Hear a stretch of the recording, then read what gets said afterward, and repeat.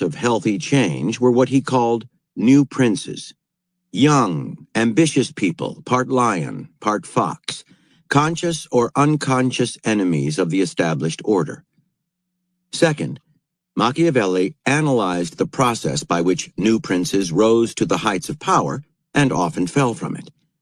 Certain patterns were clear: the need to manage appearances, to play upon people's belief systems, and sometimes to take decidedly amoral action.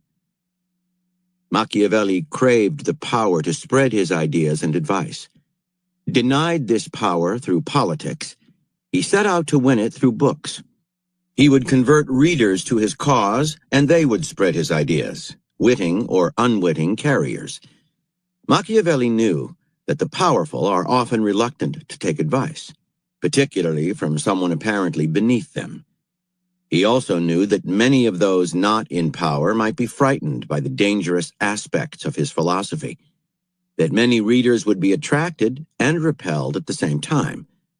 The powerless want power but are afraid of what they might have to do to get it. To win over the resistant and ambivalent, Machiavelli's books would have to be strategic, indirect, and crafty. So he devised unconventional rhetorical tactics to penetrate deep behind his readers' defenses.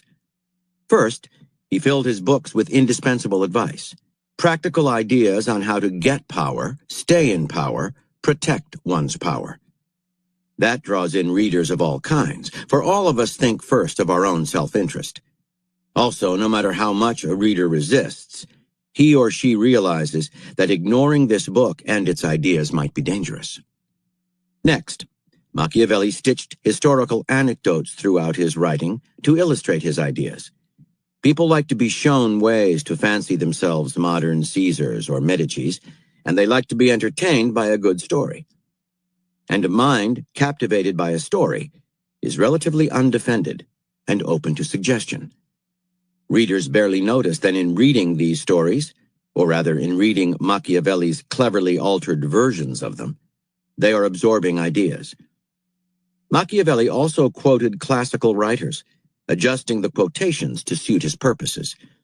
His dangerous counsels and ideas would be easier to accept if they seemed to be emerging from the mouth of a Livy or a Tacitus.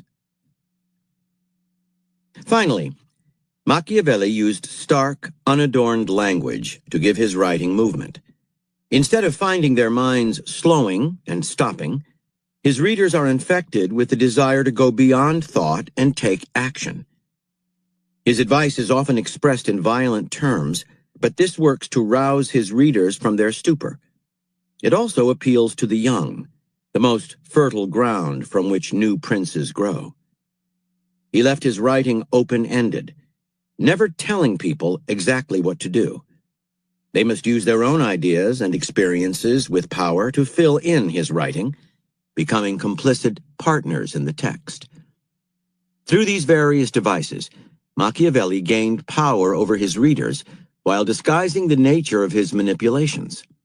It is hard to resist what you cannot see. Understand. You may have brilliant ideas, the kind that could revolutionize the world, but unless you can express them effectively, they will have no force, no power to enter people's minds in a deep and lasting way. You must focus not on yourself or on the need you feel to express what you have to say, but on your audience, as intently as a general focuses on the enemy he is strategizing to defeat. When dealing with people who are bored and have short attention spans, you must entertain them, sneaking your ideas in through the back door. With leaders, you must be careful and indirect, perhaps using third parties to disguise the source of the ideas you are trying to spread. With the young, your expression must be more violent.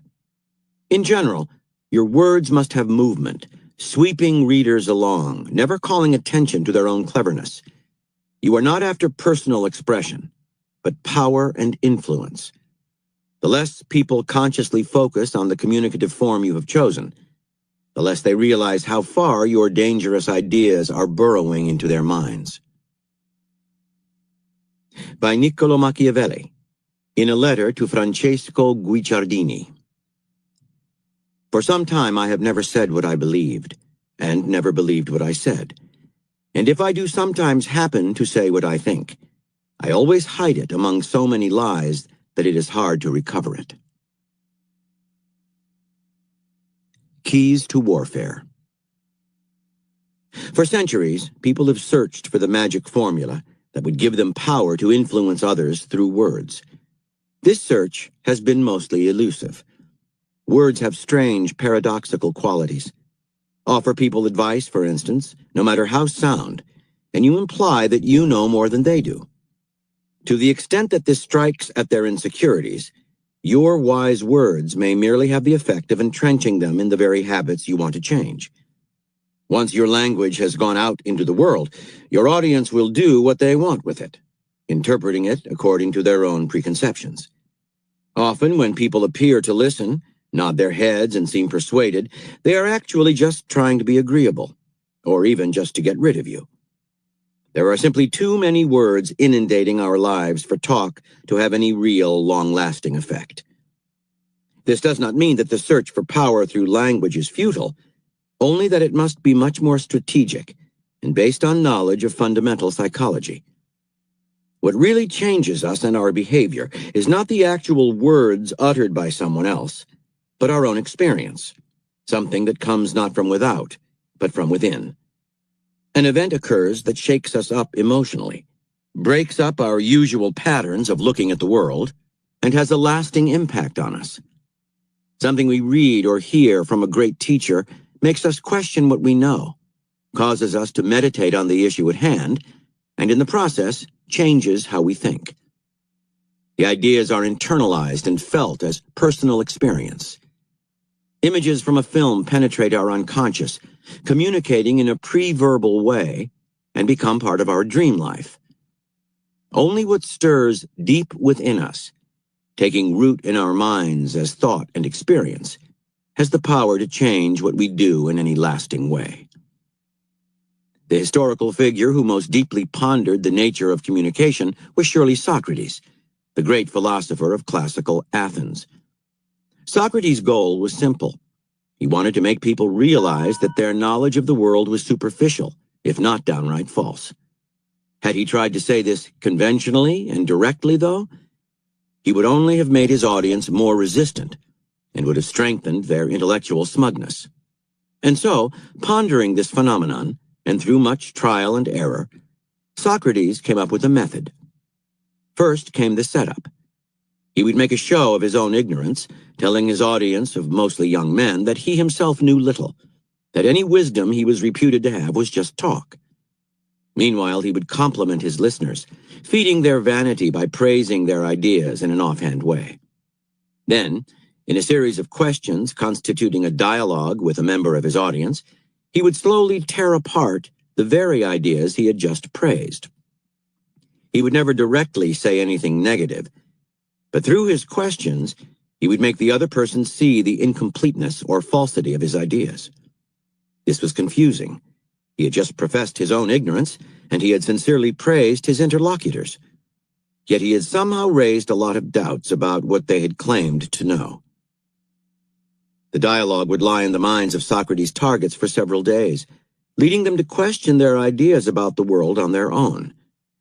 In this frame of mind, they would now be more open to real knowledge, to something new. Socrates broke down people's preconceptions about the world by adopting what he called a midwife role. He did not implant his ideas, he simply helped to deliver the doubts that are latent in everyone.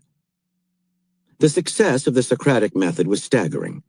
A whole generation of young Athenians fell under his spell and were permanently altered by his teachings. The most famous of these was Plato, who spread Socrates' ideas as if they were gospel. And Plato's influence over Western thought is perhaps greater than that of anyone else. Socrates' method was highly strategic. He began by tearing himself down and building others up, a way of diffusing his listeners' natural defensiveness, imperceptibly lowering their walls. Then he would lure them into a labyrinth of discussion from which they could find no exit and in which everything they believed was questioned. According to Alcibiades, one of the young men whom Socrates had bewitched. You never knew what he really believed or what he really meant. Everything he said was a rhetorical stance, was ironic,